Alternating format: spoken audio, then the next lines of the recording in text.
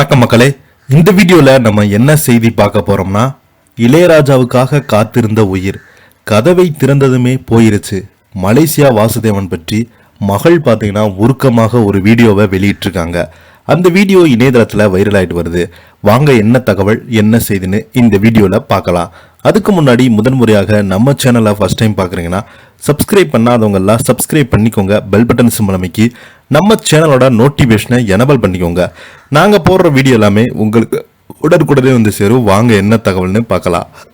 பாடகர் மலேசியா வாசுதேவன் இறப்பதற்கு முன்பு படுக்கையில் இருந்தபோது வேதனையும் மலேசியா வாசனை பார்ப்பதற்காக இளையராஜா வந்தபோது நடந்த சம்பவம் பற்றி மலேசியா வாசுதேவனின் மகள் பிரசாந்தினி பகிர்ந்திருக்காங்க. ஒரு சில பாடல்கள் கேட்கும்போதுதான் ஒரு மலேசியா வாசுதேவன் பாடியதா அல்லது எஸ்பிபி பாடியதா என்ற குழப்பமடைய செய்யும் அளவிற்கு அவர்களுடைய குரலும் ஒரே போல இருக்கும்.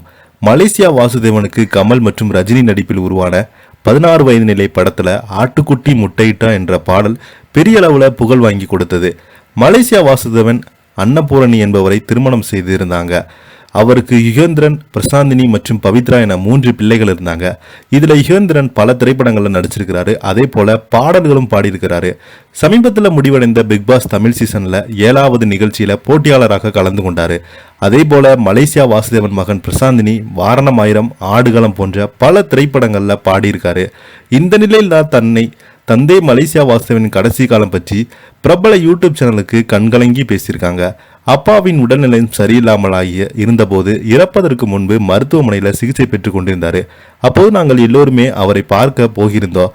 அந்த நிலையில தான் பார்த்தீங்கன்னா போது அவர்களால் பெரிதாக பேச முடியல. எங்களை பார்த்த உடனே அவர் கண்களிலிருந்து கண்ணீர் வந்தது.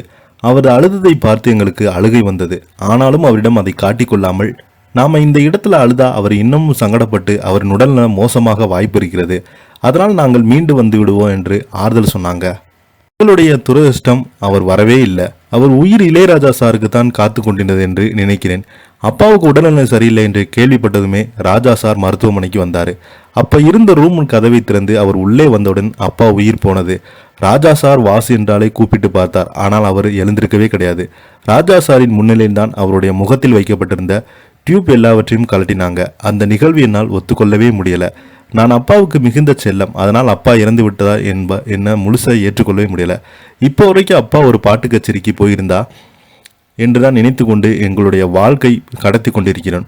அவர் இறந்து விட்டார் என்பதை நான் நினைத்து விட்டால் என்னால் வேறு எந்த காரியத்தையும் செய்ய முடியாது.